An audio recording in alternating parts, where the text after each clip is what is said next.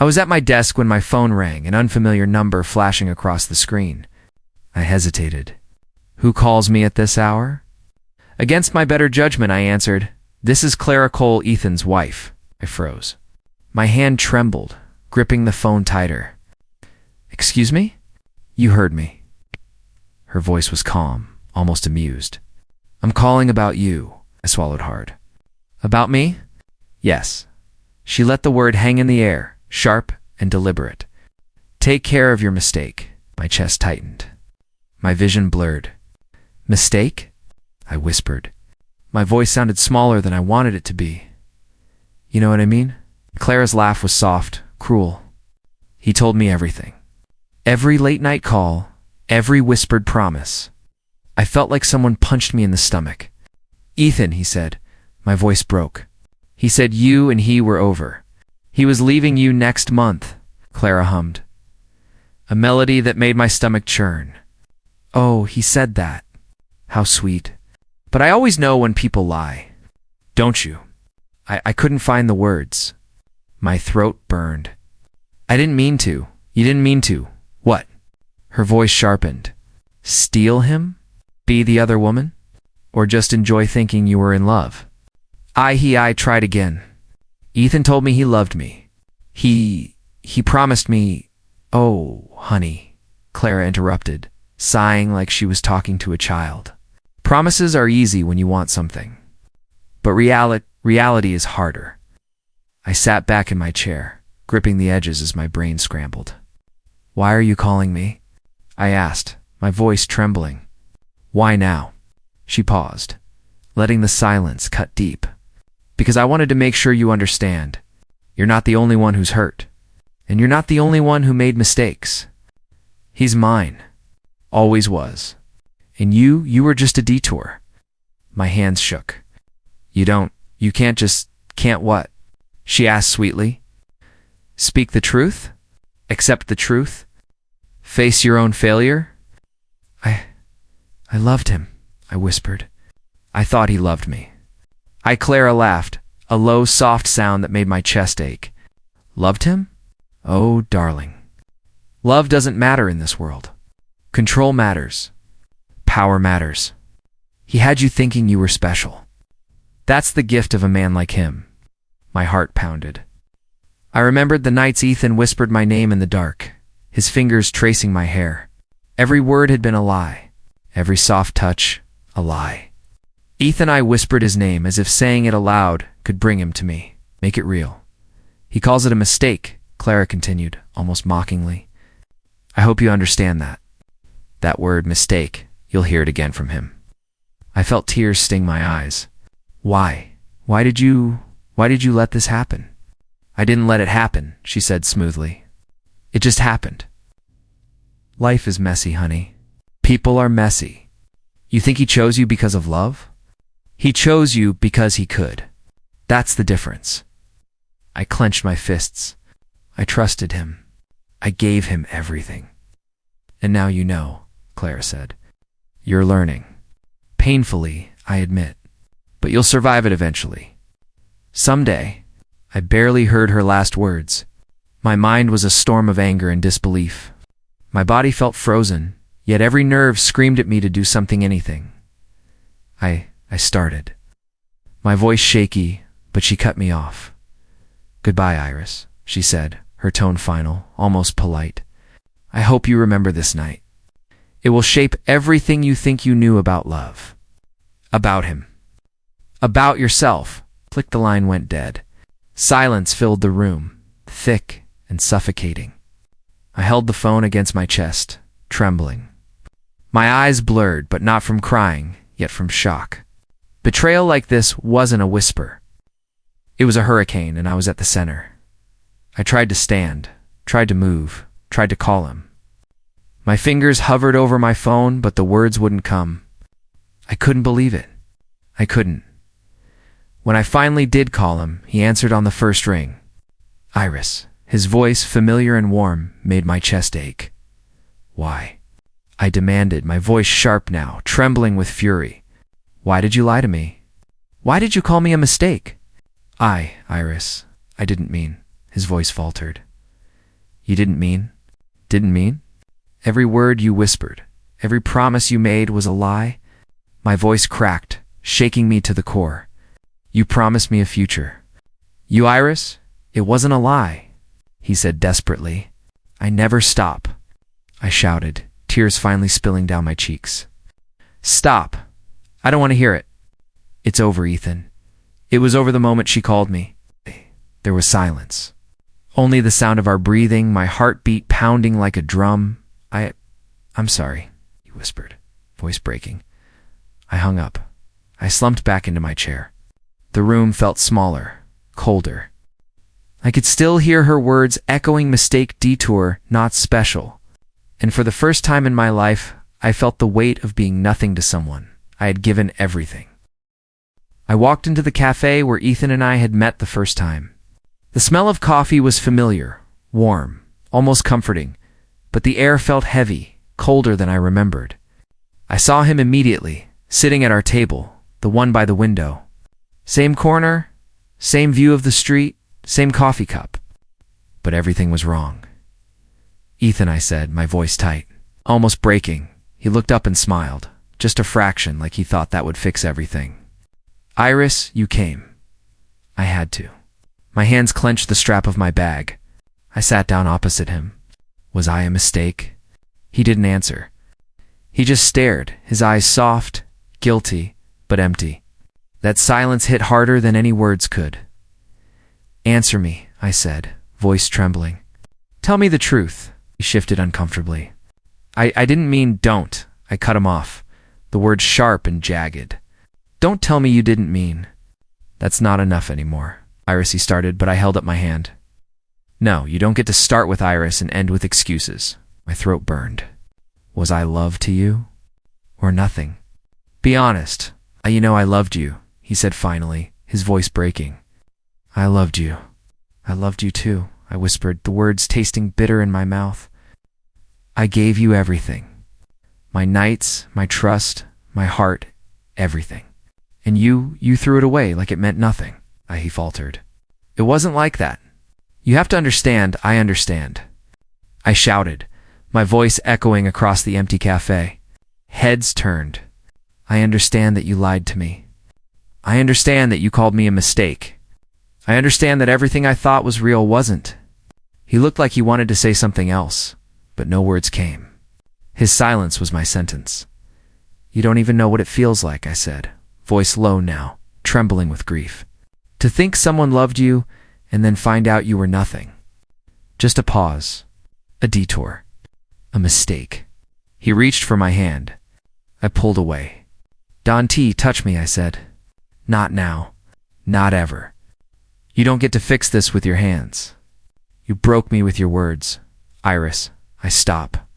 I stood abruptly, my chair scraping against the floor. Stop. I'm done listening. Done pretending that any of it matters. My voice cracked, tears pricking my eyes. Do you know how it feels? To watch someone you love treat you like air. Iris, he whispered. I grabbed my coffee cup and hurled it across the table. It spilled everywhere, not out of anger, but out of grief. I could feel my hand shaking. The ring he gave me burned in my pocket, heavy, impossible to ignore. I didn't wait for his apology. I walked out, each step trembling, each breath sharp. Outside, I pressed my hands to my face. Everything I loved, everything I trusted, had been stolen in silence.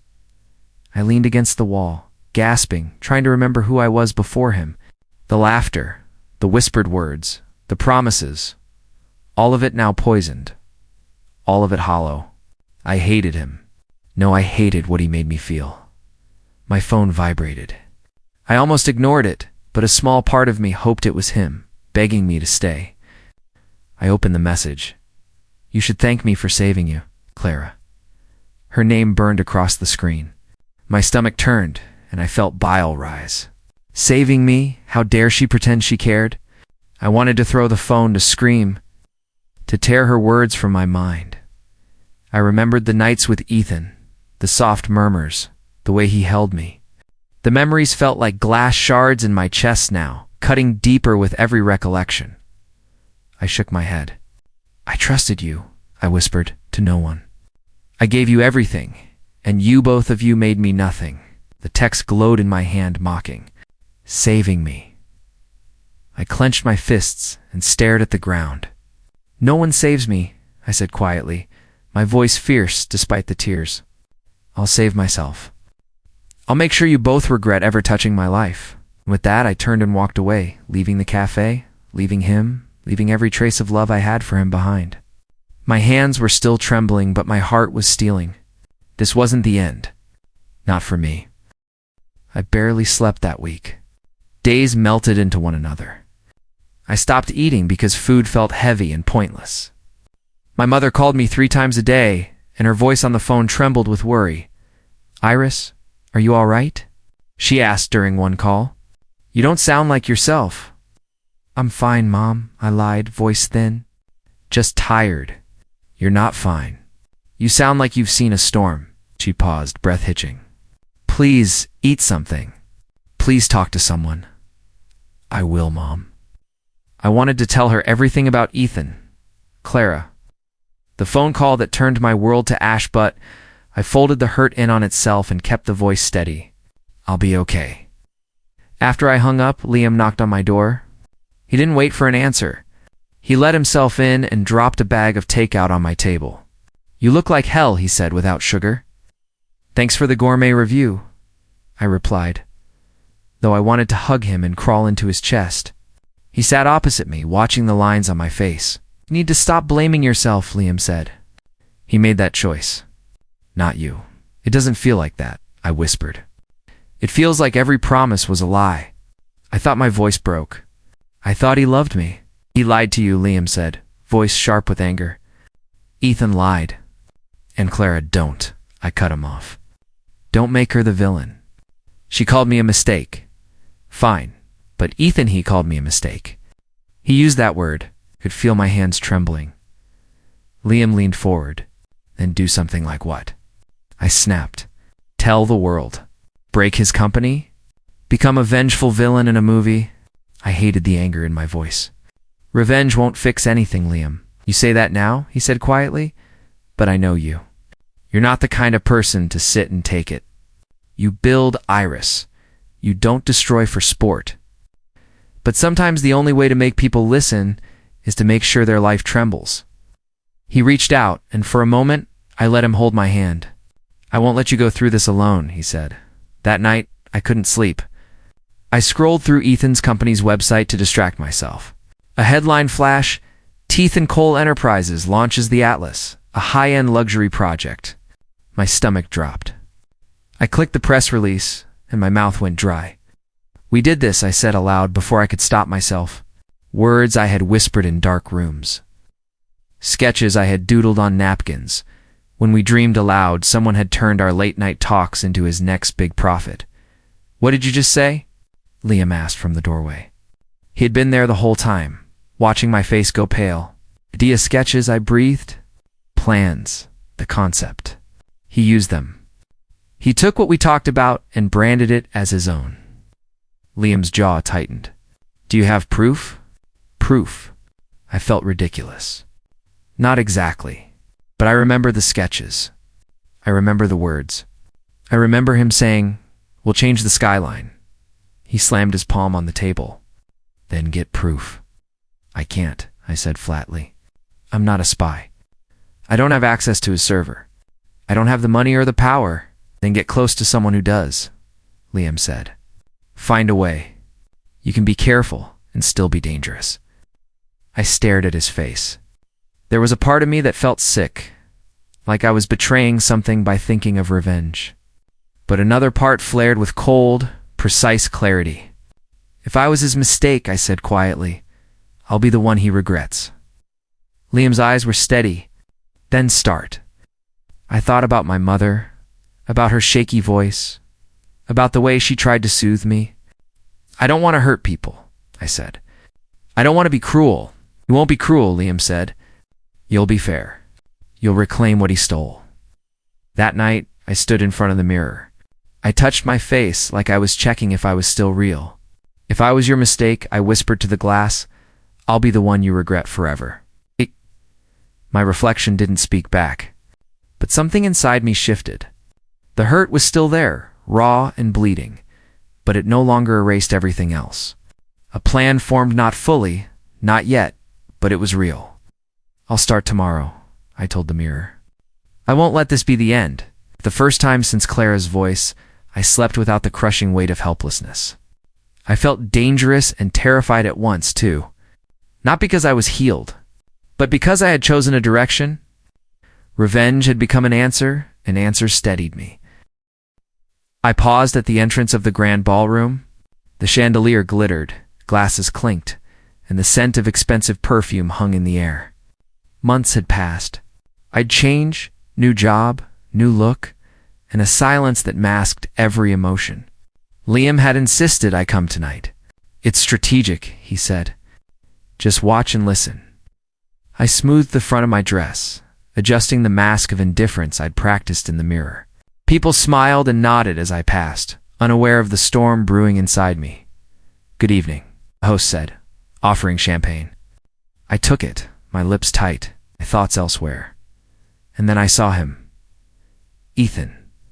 The moment his eyes landed on me, the room seemed to shrink.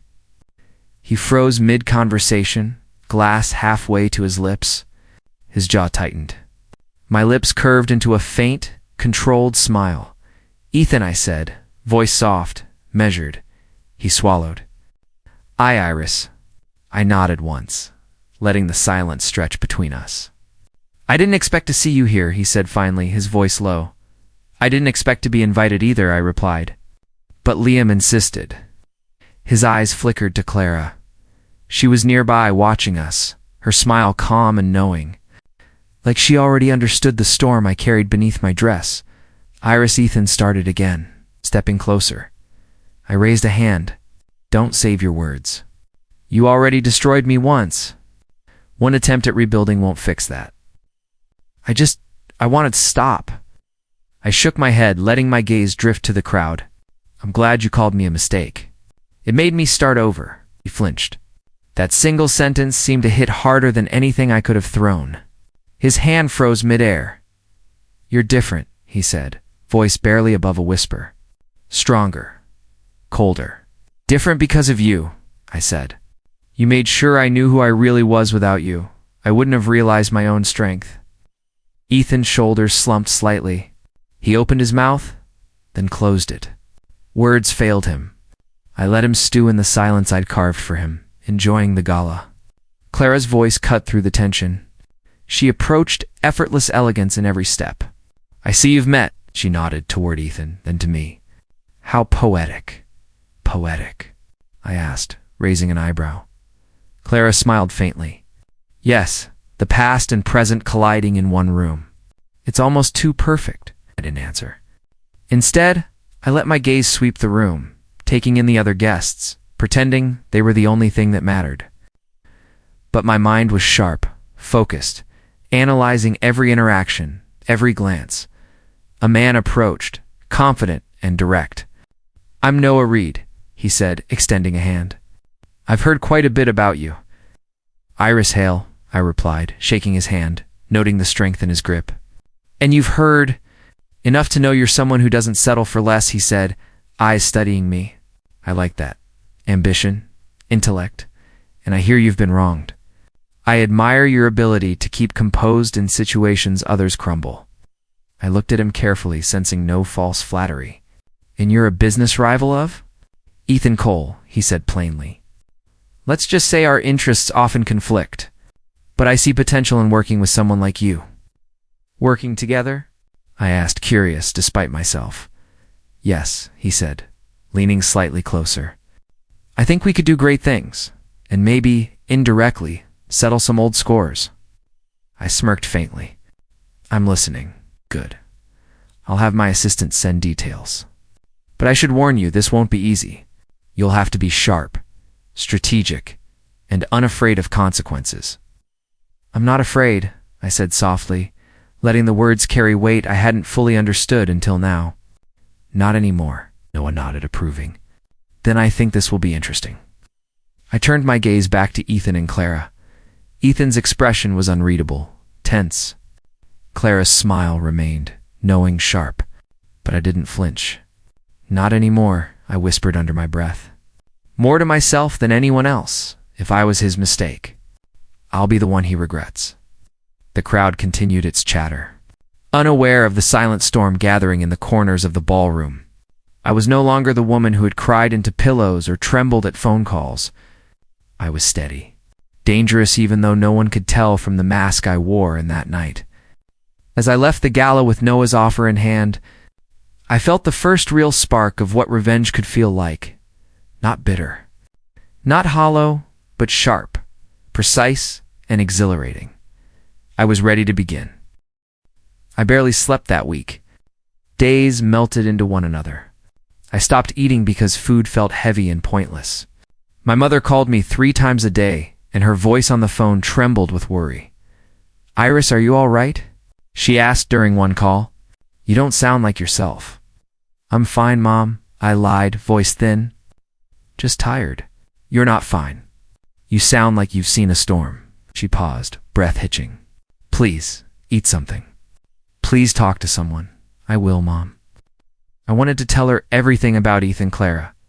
The phone call that turned my world to ash, but I folded the hurt in on itself and kept the voice steady.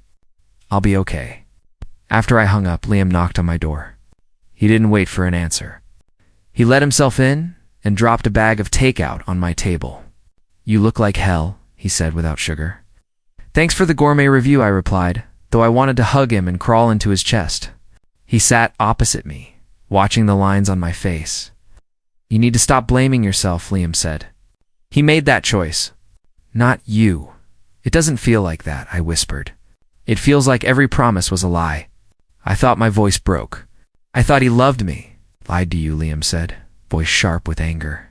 "Ethan lied. And Clara don't." I cut him off. "Don't make her the villain. She called me a mistake." "Fine, but Ethan, he called me a mistake. He used that word." I could feel my hands trembling. Liam leaned forward. "Then do something." "Like what?" I snapped. "Tell the world? Break his company? Become a vengeful villain in a movie?" I hated the anger in my voice. "Revenge won't fix anything, Liam." "You say that now," he said quietly, "but I know you. You're not the kind of person to sit and take it. You build Iris. You don't destroy for sport. But sometimes the only way to make people listen is to make sure their life trembles." He reached out, and for a moment I let him hold my hand. "I won't let you go through this alone," he said. That night I couldn't sleep. I scrolled through Ethan's company's website to distract myself. A headline flashed: Ethan Cole Enterprises launches the Atlas, a high-end luxury project. My stomach dropped. I clicked the press release, and my mouth went dry. "We did this," I said aloud, before I could stop myself. Words I had whispered in dark rooms, sketches I had doodled on napkins when we dreamed aloud. Someone had turned our late-night talks into his next big profit. "What did you just say?" Liam asked from the doorway. He had been there the whole time, watching my face go pale. "Idea sketches," I breathed. "Plans, the concept." He used them. He took what we talked about and branded it as his own. Liam's jaw tightened. "Do you have proof?" "Proof." I felt ridiculous. "Not exactly. But I remember the sketches. I remember the words. I remember him saying, 'We'll change the skyline.'" He slammed his palm on the table. "Then get proof." "I can't," I said flatly. "I'm not a spy. I don't have access to his server. I don't have the money or the power." "Then get close to someone who does," Liam said. "Find a way. You can be careful and still be dangerous." I stared at his face. There was a part of me that felt sick-like I was betraying something by thinking of revenge. But another part flared with cold, precise clarity. "If I was his mistake," I said quietly, "I'll be the one he regrets." Liam's eyes were steady. "Then start." The next morning, Sarah met me for coffee under the pretense of small talk. She sat across, fingers wrapped around a paper cup, eyes darting like she had practiced honesty and failed.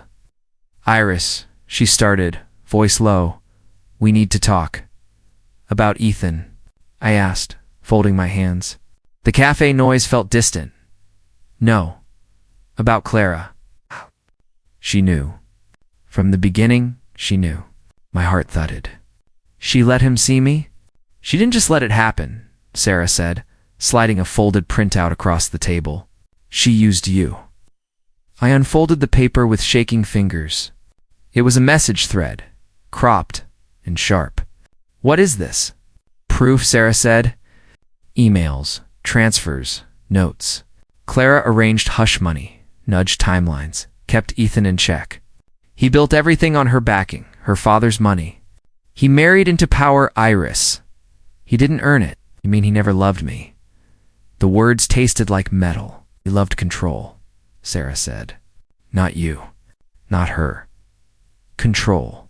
She looked away. He told me to delete things. I couldn't. I kept copies. Why tell me now? I demanded. Why risk your job? Because I can't let them walk over people anymore, she said. Her voice was small and shaking. Because you deserve to know. I stared at the thread until the letters blurred. Every night with Ethan replayed, each touch reinterpreted.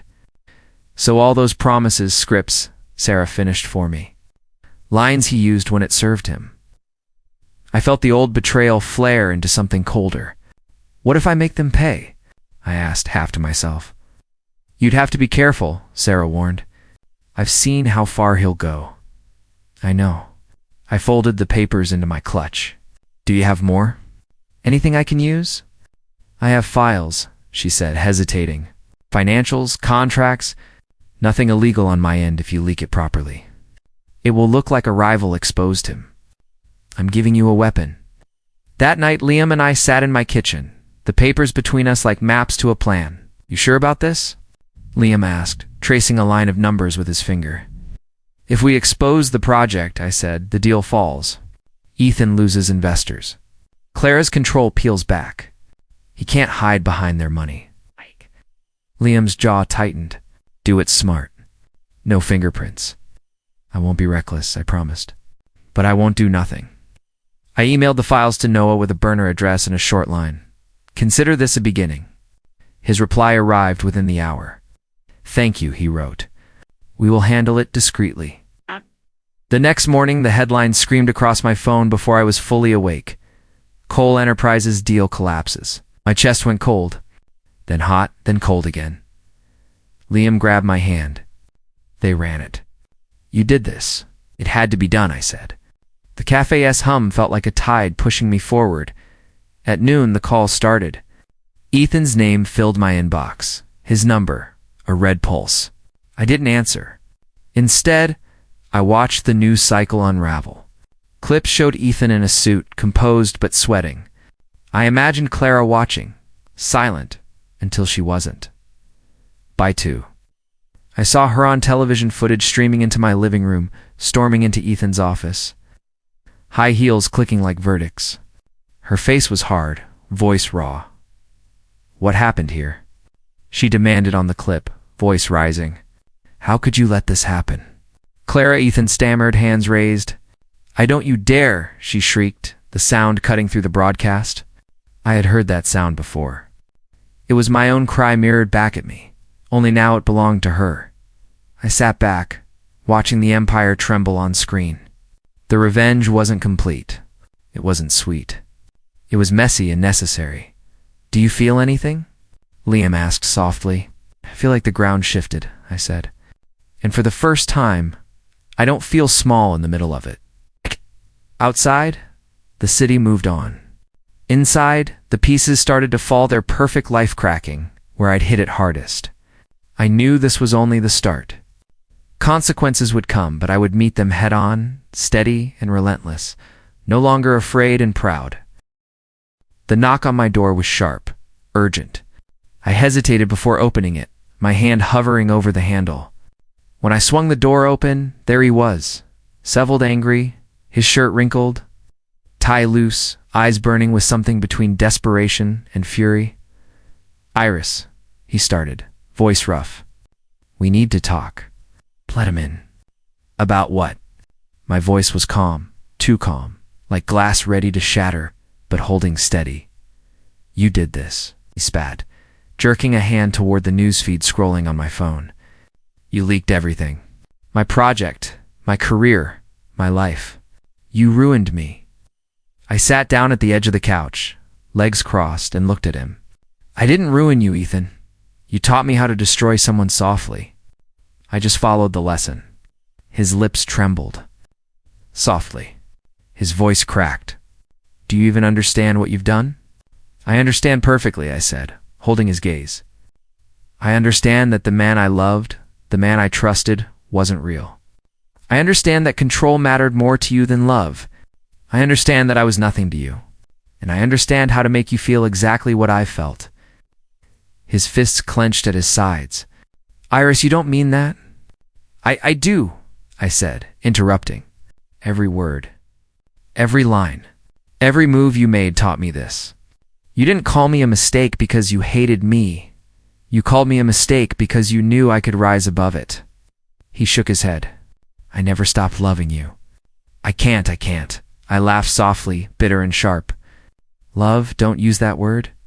You don't get to use it anymore. Not after everything. You used love as a weapon, Ethan. A tool. A lie. You don't get to tell me now that you love me. Not when you called me a mistake. He took a step closer. Iris, please. I do love you. I've always stepped back, I whispered, voice firm. You lost the right to touch me the moment you called me a mistake. Do you understand? His eyes widened, hurt, and disbelief flashing through them. You're cold. You've changed. I've grown, I said. I've survived. You think you taught me weakness? No, you taught me power.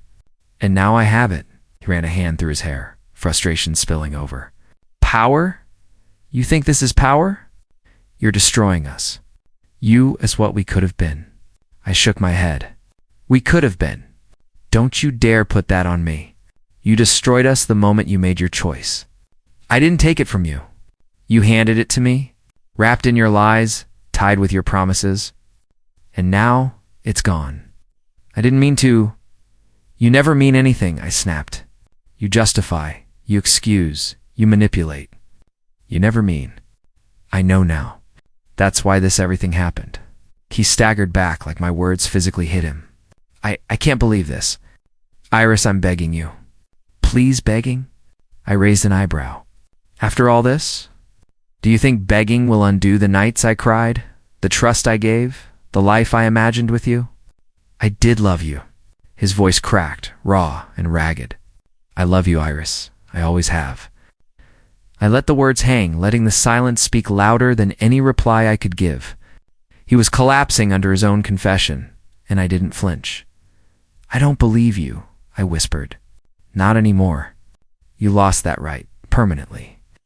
His breathing was ragged, and then he leaned in, reckless, desperate, trying to kiss me. My stomach twisted, heart thundering. I stepped back, cold, deliberate. You lost the right, I said again, softer this time, deadly precise. You lost the right to touch me when you called me a mistake. Kiss me. Never. Not now. Not ever. His hand hung in the air, hovering over mine for a moment, then dropped. He looked like he was seeing me for the first time, not the girl he could control, not the one he whispered to at night, but the woman who had learned everything from him. Learned to survive. Learned to strike. Learned to rise. Iris's voice cracked again, quieter now, nearly breaking. I don't know how to fix this. There's nothing to fix, I said, voice low but steady. The only thing that needs fixing is your arrogance. Your sense that the world bends to you. You're not invincible, Ethan. You're vulnerable. And now you've met me. He sank into the nearest chair, defeated, trembling. The man who had once held me so firmly now sat broken, unrecognizable. My chest tightened, not with pity, but with cold satisfaction.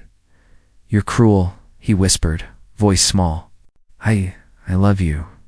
And I'm free, I said softly, letting the words hang like a blade between us. Free from your lies, free from your control. You taught me how to destroy softly, Ethan, and now I will watch you crumble, just as you watched me crumble. He closed his eyes, the weight of everything I'd done pressing down on him. I turned, walking to the door, my hands steady. I didn't look back. When I stepped outside, the night air hit me like a cleansing wave. The storm was over, at least the part that belonged to me. He could live with the consequences of his own choices now, and for the first time. I smiled, knowing karma wore my face tonight. The phone rang in the middle of the night. My mother's voice trembled on the line. "Iris, I'm at the hospital. What happened?" My heart slammed. I don't know. I feel weak. Please come. I didn't think. I grabbed my coat, keys, anything I could throw into a bag, and ran. The streets blurred and every step felt like lead. When I arrived, I saw her lying pale in the hospital bed, eyes tired but searching. "Iris," she whispered. "You came." "Of course, Mom," I said, gripping her hand. "What happened?" I got dizzy. The doctors say it's exhaustion." But she trailed off, looking at me like she wanted to say more. I sat beside her. "You've been working too hard. You have to rest." "Iris," she said softly, voice trembling. Do you still love him?" I froze, my chest tightened. For months, my nights had been filled with planning, revenge, and icy satisfaction at seeing Ethan falter. But her question cut deeper than any headline. "Any collapse of an empire?" I don't know," I admitted, voice barely above a whisper.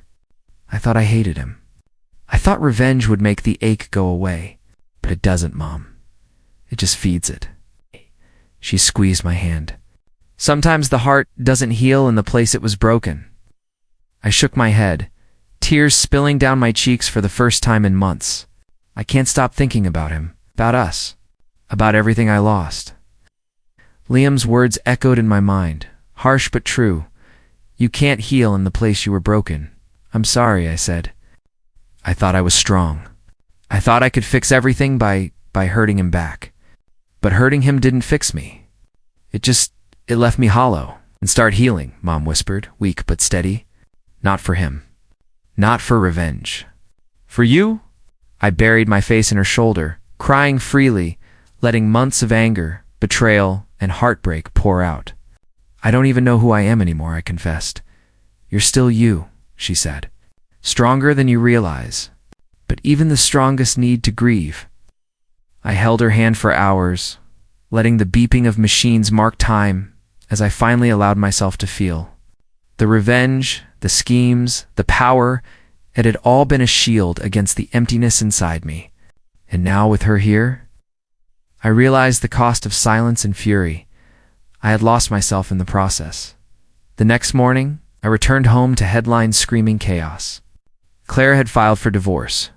Ethan's company was unraveling faster than anyone could save. Investors pulled out. Partners walked away. I should have felt triumph, I thought. I should have felt vindication. Instead, I felt nothing. The satisfaction I had imagined was hollow, echoing in an emptiness I didn't know how to fill. Liam appeared at my door, coffee in hand, his eyes cautious. "How's your mother?" "She's resting," I said quietly. "Stable," I exhaled, sitting down heavily. "But Liam, I thought revenge would make it better. I thought I'd feel powerful. But all I feel is empty." He nodded slowly. "You wanted to hurt them, and you did. But hurting them isn't the same as healing yourself. You can't rebuild while standing in the ruins of your heartbreak." "I know," I admitted. "I thought I could control it, manage it, own it. But now I don't know what comes next." "Start small," Liam said. "Go see your mother. Talk to her. Let yourself feel, not just plan. Let your heart breathe outside the cage you've built with anger." I nodded, finally understanding. Revenge had been a weapon, yes. But it wasn't medicine. And even when karma worked, even when they faltered, it couldn't replace the pieces of me I had lost along the way. I looked out the window, sunlight spilling into my apartment. The empire I had helped dismantle had crumbled. Clara screamed, Ethan faltered, headlines flashed, but inside me, a quieter reckoning began. I whispered to myself, voice soft and raw, "This emptiness, I have to face it, not hide behind revenge, not let anger be my armor. I need to feel again." For the first time, I realized that the price of silence, holding everything in and letting it fester, was higher than I had imagined. And now, with my mother's hand in mine and Liam's quiet presence beside me, I began the slow, painful journey of reclaiming myself. My phone rang late that evening. I almost didn't answer, but the screen flashed his name, Ethan. My stomach tightened. "Iris, please, can we meet?" "Just one last time," his voice begged, fragile in a way I hadn't heard before. "Why now?" I asked, cautious. "After everything. Because I need to say it. Face to face. I need to explain. Not to fix anything, not to ask anything, just to speak." I hesitated. My fingers hovered over the screen, then finally I whispered, "Fine. One last time. That's all." We met at the park where we first walked together, the benches worn, the lake calm. He was there before me, sitting hunched, thinner than I remembered, eyes hollow. His hands shook as he saw me approach. "Iris," he said softly, You came." "I did," I said, keeping my voice steady. "I agreed." "One last time," he nodded, swallowing hard. I don't know where to start." "Start with the truth," I said. "No excuses. No lies." He exhaled shakily. "Clara, she took everything. The company, the money, the control. She left me with nothing." His gaze dropped. "I deserved it. Every bit. "And yet you still think you deserve me," I said, voice cold but calm. "Ethan, it's over. Whatever feeling you had, it doesn't belong to you anymore.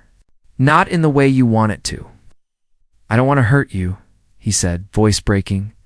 "I only want forgiveness. I don't expect love. I need to know if you can forgive me." I studied his face, noting the brokenness, the weight of regret pressing him into himself. "Forgiveness isn't mine to give anymore," I said slowly. "It's yours to find. You have to forgive yourself. Not me, not anyone else. That's the only way you can survive what you've done." He flinched, pain crossing his features. I've tried. Every day, I've tried to make it right. But the more I try, the more I see I destroyed what mattered. "You mattered. You said it yourself," I whispered. "You didn't love me? You loved control. You loved power. What you destroyed wasn't me. It was the illusion of us you built in your head." His eyes glistened. "I know. I wish I could undo it all. I'd take it back if I could." "You can't," I said softly, yet firmly. "No amount of words, no amount of apology can change what you chose. You have to live with it. That's the consequence. That's reality." He leaned forward, voice low and earnest. "I never stopped loving you. Even when I lost everything, even when He swallowed, broken. "Even when you left, I held up a hand," cutting him off. "Don't say it. I don't need to hear it. It doesn't matter anymore. Your love doesn't erase what you've done, and it won't give me back what I lost." His shoulders slumped. Silence hung between us, thick, weighted with the history, the betrayal, and the emptiness of all the words we couldn't take back. "Iris," he said finally, voice fragile, Will you ever look back?" I shook my head, voice quiet, deliberate. "No, I've looked back enough. Every tear, every betrayal, every sleepless night taught me to walk forward. You are a chapter, Ethan. Nothing more. Nothing less." Exhaled, a sound like defeat. "I understand." I stood, brushing invisible dust off my dress. "Then this is goodbye," I said. My hand hovered over his shoulder, a touch I could give but chose not to. "One last goodbye. For your sake and mine." He nodded, swallowing hard.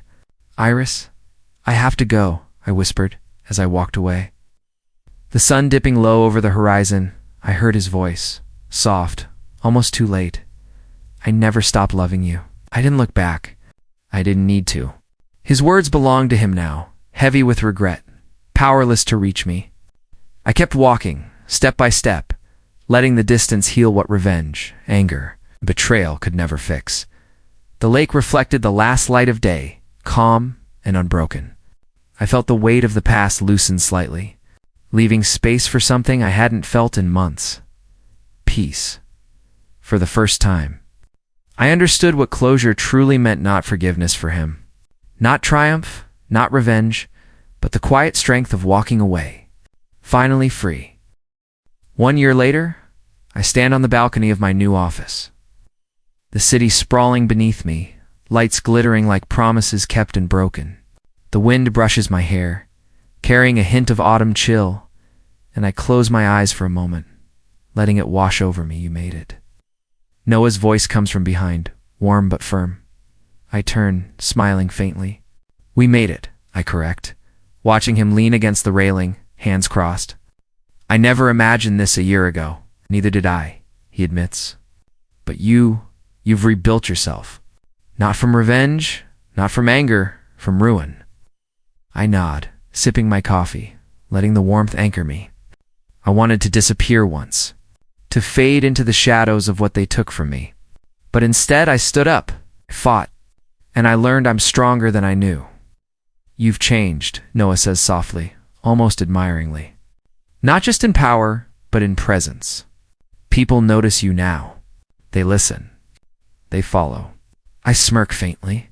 Funny how quickly respect comes when fear isn't involved, isn't it?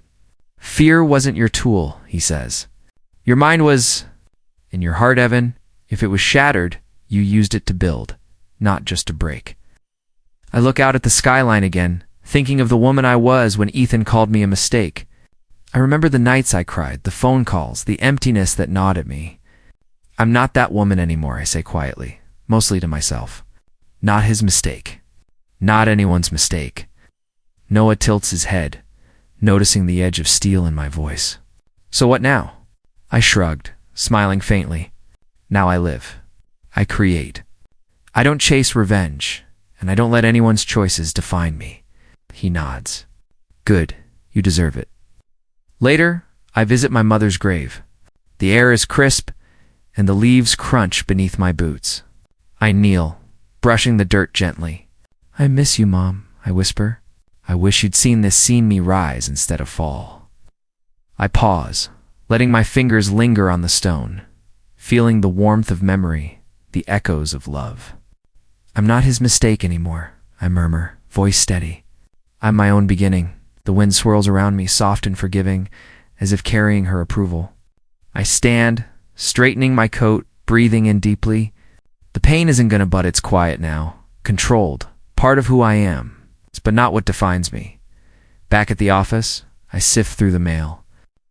Among the usual correspondence, an envelope stands out. Ethan's handwriting sprawls across the front, familiar and intrusive. I hesitate, hand hovering over it. Finally, I open it. Inside, a single line reads, I see you in every success I lost. I pause, feeling the weight of it, the sting, and the acknowledgement all at once.